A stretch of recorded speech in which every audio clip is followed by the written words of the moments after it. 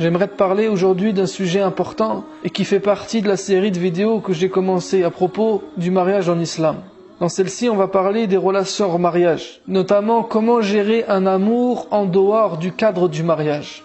C'est une réalité qu'on ne peut pas nier. Beaucoup de nos frères et de nos sœurs tombent amoureux avant le mariage. Et moi, ce que je ne veux absolument pas faire, c'est d'une part les juger, en leur disant que s'ils avaient fait les choses bien, ça ne serait pas arrivé, ou encore d'aborder ce sujet de manière juridique. Est-ce que c'est halal ou est-ce que c'est haram? Je sais que la plupart des musulmans répondent ou répondront de cette manière. Moi, je trouve cette réponse hors sujet, simpliste, et c'est ce qu'il faut absolument ne pas faire.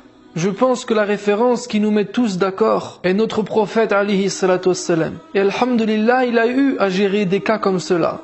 L'amour entre les êtres humains est quelque chose qui a toujours existé. Ça a toujours eu lieu, pendant ou en dehors du mariage. Ça fait partie de la nature humaine, de notre fitra. Et les sahaba à Médina n'échappent pas à la règle. C'était des êtres humains comme tout le monde. Les hommes et les femmes se rencontraient, tombaient amoureux, se mariaient, avaient des enfants.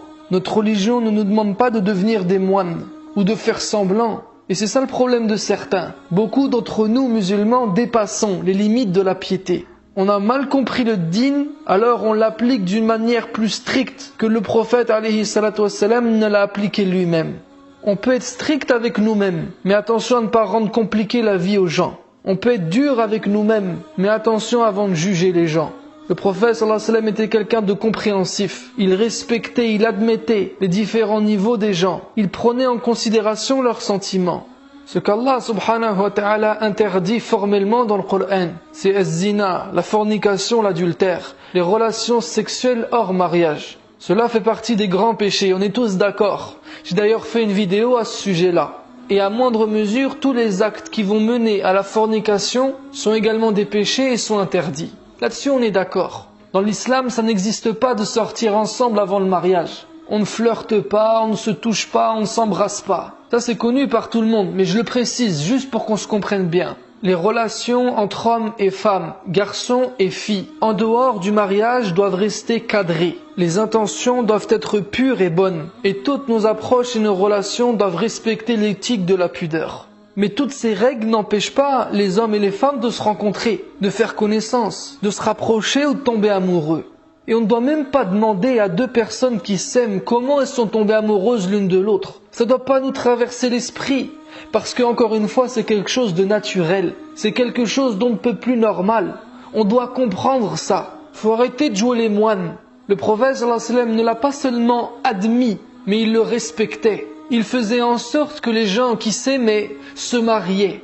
Un jour, un père de famille est venu le voir. Il lui a dit: « Ya Rasulallah, ma fille a été demandée en mariage par deux personnes, un riche et un pauvre. Elle aime le pauvre, mais nous voulons qu'elle se marie avec le riche. Qu'est-ce qu'on doit faire, Ya Rasulallah ?» Et comment le prophète a répondu? Il a dit: « Moi, je n'ai jamais vu une meilleure chose pour deux personnes qui s'aiment que le mariage. » Le prophète sallallahu alayhi wa sallam n'a pas jugé cet amour. Il n'est pas rentré dans le débat est-ce que c'est halal ou est-ce que c'est haram. Non, il était au-dessus de ce débat. Ce débat est bas. C'est pour les ignorants qui n'ont pas de cœur. Le prophète sallallahu alayhi wa sallam était un homme qui respectait la nature des gens, qui donnait de la considération et de l'empathie aux sentiments des gens. Alors il voulait les aider. Et lorsqu'il savait que deux personnes s'aimaient, il s'en fichait de savoir comment elles se sont rencontrées. Ça, c'est de la curiosité mal placée. C'est de la perversité quelque part. Non, ça lui était égal. L'amour est légitime, parce que l'amour est quelque chose de noble, de saint dans notre religion. Alors qu'est-ce qu'il lui a répondu? S'ils s'aiment, laisse-les se marier. Quoi de plus beau pour deux personnes qui s'aiment que de s'unir devant Allah? Parce que c'est ça le mariage. C'est l'union de deux personnes qui s'aiment. Voilà le conseil du prophète alayhi salatu wassalam. Voilà le conseil de l'islam. Si vous vous aimez, mariez-vous. Mais attention, il faut bien savoir ce que c'est réellement l'amour. Il faut comprendre sa définition pour bien différencier l'amour véritable du faux amour. L'amour dans notre religion, c'est quelque chose qui va bien au-delà des sentiments. Car très souvent, les sentiments naissent à cause de choses physiques ou de choses matérielles. Par exemple, la beauté physique, l'attirance physique, la situation financière, la réputation de la personne. Toutes ces choses peuvent influer nos sentiments. Et si j'aime une personne parce qu'elle est belle physiquement, ou qu'elle a beaucoup d'argent, ou qu'elle a une bonne réputation, eh bien ça ne veut pas dire que je l'aime réellement. Car l'amour dans notre religion est quelque chose de beaucoup plus noble que ça, de beaucoup plus élevé que cela. L'amour véritable dépasse les critères et les éléments physiques, les jugements qui se basent sur des choses palpables ou matérielles. L'amour entre un homme et une femme est comme l'a défini le prophète alayhi salatu wassalam lorsqu'il parle des âmes. Il dit celles qui se reconnaissent s'aiment, c'est-à-dire s'unissent, se rapprochent l'une de l'autre. Et celles qui ne se reconnaissent pas s'éloignent, se rejettent. Le prophète sallallahu alayhi wa sallam a attribué cet amour à l'âme et non au corps. Il nous a fait comprendre que c'était une compatibilité, une union entre les éthiques des âmes. Il n'y a pas de sentiment physique là-dedans. Ça vient après ou en plus. Le départ de l'amour vient de l'âme, vient du fait que tu te reconnais dans cette personne, que tu te sens lié à elle, que vous avez beaucoup de points communs, de ressemblances, que vos caractères se ressemblent, s'assemblent, sont compatibles. C'est quelque chose que tu ne saurais pas forcément expliquer, mais cette personne tu l'aimes parce que tu l'admires. Et tu l'admires pas seulement parce qu'elle est belle ou parce qu'elle est riche, mais tu l'admires parce que son âme t'a touché. Elle t'a pas touché parce qu'elle a subi des épreuves et parce qu'elle te fait pitié. Ça encore une fois c'est des jugements qui se basent sur des choses relatives, des choses physiques, des choses palpables. Parce que celui qui prétend être amoureux d'une femme, juste parce qu'elle est belle, le jour où il va lui arriver un pépin qui va la défigurer, est-ce qu'il va continuer à l'aimer? Non. Celui qui aime une personne parce qu'elle est riche, le jour où il va perdre son argent, est-ce qu'il va continuer à l'aimer? Non. Celle qui aime un homme parce qu'il a une bonne réputation, le jour où il va perdre son honneur ou sa célébrité, elle va le lâcher comme les gens le lâchent. Celui qui aime une personne parce qu'il lui fait pitié, parce qu'il est éprouvé, le jour où ses épreuves vont disparaître, il n'aura plus de raison de l'aimer. L'amour ne se base pas sur des facteurs extérieurs, parce que les facteurs extérieurs changent et évoluent, ne dépendent même pas de la personne elle-même. En fait, ce que tu aimes, ce n'est pas cette personne en vérité, mais c'est ce qui l'entoure. Donc attention aux sentiments, car ils peuvent être trompeurs. Surtout les jeunes. Quand on est jeune, on ne veut pas l'admettre. Mais en vérité, on ne connaît rien de la vie. On tombe vite dans la radicalité, dans la précipitation. Un jeune homme, on lui présente une sœur, il fait une muqabala avec elle et khlas, il veut se marier tout de suite. Za'ma, elle est belle, elle lui plaît, c'est une fille sérieuse. Ils ont beaucoup discuté ensemble au téléphone et c'est bon, ils s'aiment. Ils veulent se marier. Alors qu'en fait, si tu fais un zoom à l'intérieur de son corps, tu vas constater que ce sont juste ses hormones qui sont en train de l'exciter. C'est juste ses pulsions qui sont en train de jouer avec lui. Ces sentiments, ils lui font croire qu'il est amoureux, alors qu'en fait, il a juste envie de passer à l'acte. Mais mon frère, si tu te maries avec une fille que tu pensais aimer, que tu pensais connaître, alors qu'en fait ce n'était juste que des pulsions sexuelles que tu n'as pas su maîtriser, quand tu vas te marier avec elle et que ce sera fait, que vous allez coucher ensemble, en fait tu vas t'apercevoir que tu n'étais pas vraiment amoureux d'elle, que tu n'avais pas tellement pris le temps de voir si vos âmes se ressemblaient, si vous étiez compatibles, si vous étiez faits l'un pour l'autre. Donc en fait tu t'es précipité, tu croyais être amoureux mais tu ne l'étais pas. Et si c'est ça, tu vas peut-être, voire sûrement regretter. Donc attention aussi, attention aux sentiments. L'amour dans notre religion, ce n'est pas seulement des sentiments. Et ça, il faut bien comprendre. Mais il existe aussi des gens qui s'aiment pour de vrai, qui sont vraiment faits l'un pour l'autre, qui sont sur la même longueur d'onde, qui partagent les mêmes projets de vie, etc., etc. Eh bien, ces gens-là, nous devons faire notre maximum pour leur faciliter le mariage. Parce que pour nous, musulmans, l'amour est pur. L'amour est quelque chose qui a trait à l'âme. L'amour fait partie de la fitra, la nature avec laquelle Allah subhanahu wa ta'ala nous a créés. Fitrat Allah allati fatara an-nasa 'alayha, la tabdila li khalqillah. On ne doit pas étouffer ni chercher à modifier cette nature. Cette nature est saine.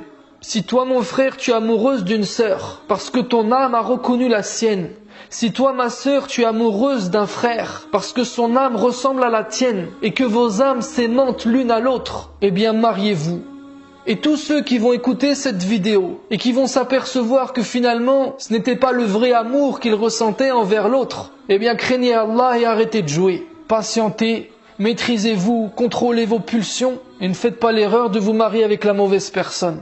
Et souvent ce sont les sœurs qui sont victimes de ça. Elles pensent se marier avec le prince charmant sans avoir pris le temps de scruter son âme avant. Et une fois qu'il a profité de son corps, il la jette dans la tristesse et les regrets. Et elle est déshonorée devant toute sa famille. Donc attention, ne tombe pas dans les pièges des sentiments. Et c'est ça le danger de sortir ensemble. Car si tu sors avec une fille ou avec un garçon, tu vas avoir tendance à juger ce qui n'en vaut pas la peine.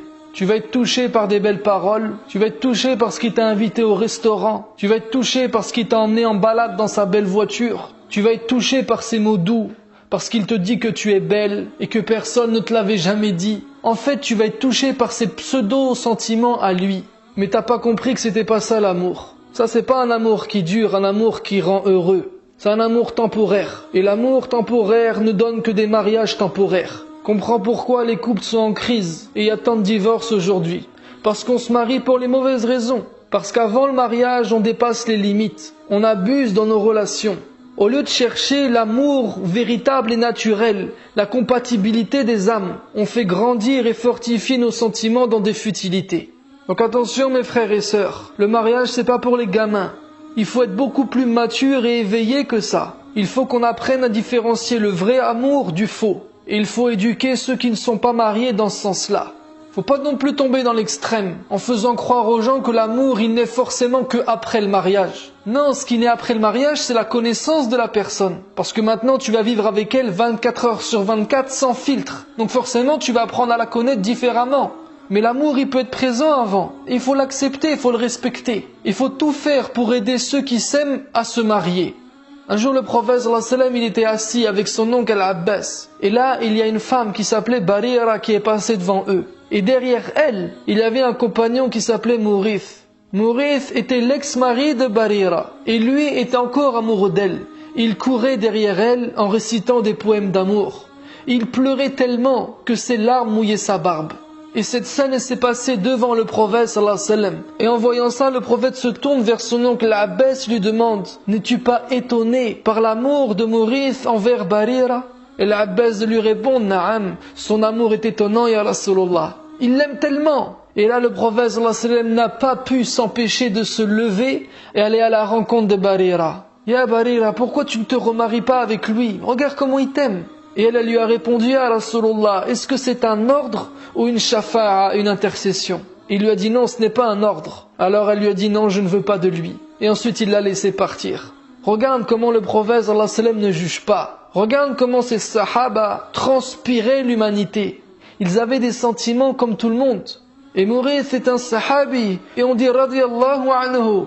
Imagine-toi croiser un cheikh dans la rue en train de courir après sa femme, en train de pleurer, en train de lui réciter des poèmes d'amour. Comment on le jugerait nous? Comment on jugerait sa femme qui l'esquive, qui nous dit non, je veux pas me remarier avec lui? On lui dirait pas mais pourquoi? Qu'est-ce qui t'a fait? Mais attention, une femme qui divorce avec son mari pour de mauvaises raisons, elle sentira pas l'odeur du paradis. Wallahi, le prophète sallallahu alayhi wa sallam n'était pas comme ça. Il laissait les gens vivre leur vie. Il acceptait leur choix. C'était pas un espion. Il n'espionnait pas les sentiments des gens.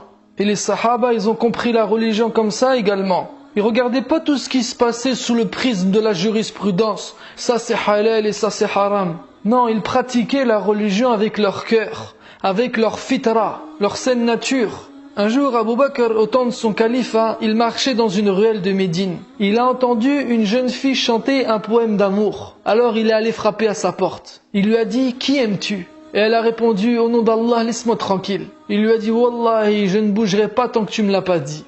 Alors elle lui a avoué son amour pour un certain Mohammed ibn Qasim. Puis après avoir interrogé cette fille, interrogé sa famille, il a compris qu'on les avait empêchés de se marier ensemble. Alors il a sorti de sa poche la dot de cette fille. Il a intercédé envers Mohammed ibn Qasim. Car les deux s'aimaient. Et les familles ont obéi parce que c'était le gouverneur. Au temps de son califat également, Ali radhiyallahu anhu a reçu dans son tribunal une tribu qui avait ligoté un jeune homme. Cette tribu lui a dit « Ya Ali, condamne-le, il a volé chez nous ». Et quand il a mené son enquête en posant des questions, il a compris qu'il n'avait pas volé de biens matériels, mais qu'il était rentré dans leur ville pour voler celle qu'il aime.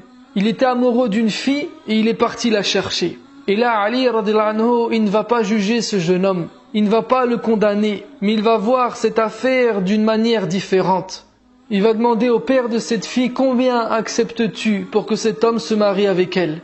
Il a négocié avec eux, il a intercédé pour lui, jusqu'à ce qu'il les a mariés. Subhanallah, des situations que si nous on les vivait, on pèterait un plomb. Parce qu'on grandit toujours le haram. On en fait des tonnes, alors qu'en fait on ne regarde pas les choses du bon côté. L'amour en islam, il doit être respecté. L'amour en islam, c'est noble, c'est pur. C'est quelque chose de saint, que ce soit avant ou après le mariage. C'est pour ça que le prophète sallallahu alayhi wa sallam a dit dans un hadith, celui ou celle qui aime quelqu'un et qui cache cet amour et meurt dans cet état, il meurt comme un martyr. Parfois on peut aimer quelqu'un, mais cet amour est rendu impossible. Et la plupart du temps, c'est à cause des familles. Les parents qui sont censés servir leurs enfants, leur offrir tout ce qu'il y a de meilleur dans cette vie, les empêchent de se marier avec ceux qu'ils aiment. C'est le comble. Eh bien, l'islam nous apprend que lorsque quelqu'un fait obstacle à cet amour, il faut que les musulmans se lèvent pour intercéder. Si on ne comprend pas la religion comme ça, on va propager la fitna, on va compliquer le mariage. Plutôt que de voir ça comme quelque chose de fluide et de naturel, on va en faire quelque chose de bizarre, d'arriéré, de traditionnel. Et à la finale, on va ouvrir les portes de zina. Au nom de la religion, on va provoquer tout ce qu'Allah subhanahu wa ta'ala nous a interdit. Donc s'il te plaît, ne fais pas de ce sujet un sujet juridique. Aide ceux qui s'aiment à se marier. Plutôt que de seulement leur dire de craindre Allah et de ne pas tomber dans le haram, aide-les à se rendre compte si leur amour est véritable. L'amour véritable, c'est celui qui provient de l'âme. C'est comme ce qu'a dit Abu Bakr au prophète lorsque celui-ci était en train de boire. Il a dit « Ya Rasulallah, c'est toi qui bois, mais c'est moi qui n'ai plus soif. » C'est ça l'amour. C'est comme ce couple qui marchait et l'un est tombé dans l'eau et l'autre a sauté pour le sauver bien qu'il ne savait pas nager. Alors celui qui était tombé le premier dit à l'autre « Moi, c'est mon destin qui m'a fait tomber. Mais pourquoi toi tu as sauté dans l'eau ?» Alors il lui a répondu « J'ai oublié mon existence dans la tienne, parce que je ne forme plus qu'un avec toi. » C'est ça l'amour. C'est pas quelque chose qui s'explique. Ce n'est pas quelque chose qu'on peut maîtriser. Sensibilise les gens sur le véritable amour, de manière à ne pas être la cause de futurs divorces pour ceux qui s'aimaient pour de mauvaises raisons, et également de préserver l'amour de ceux qui s'aiment, en les aidant à se marier, de manière à ce qu'ils soient unis et heureux dans ce monde, et qu'ils puissent se retrouver ensemble au paradis. J'ai dit tout ce que je pensais de ce sujet. Si tu n'es pas d'accord avec moi, je suis désolé, mais ça ne changera rien. Sur ce, je te dis à la prochaine vidéo, Inch'Allah.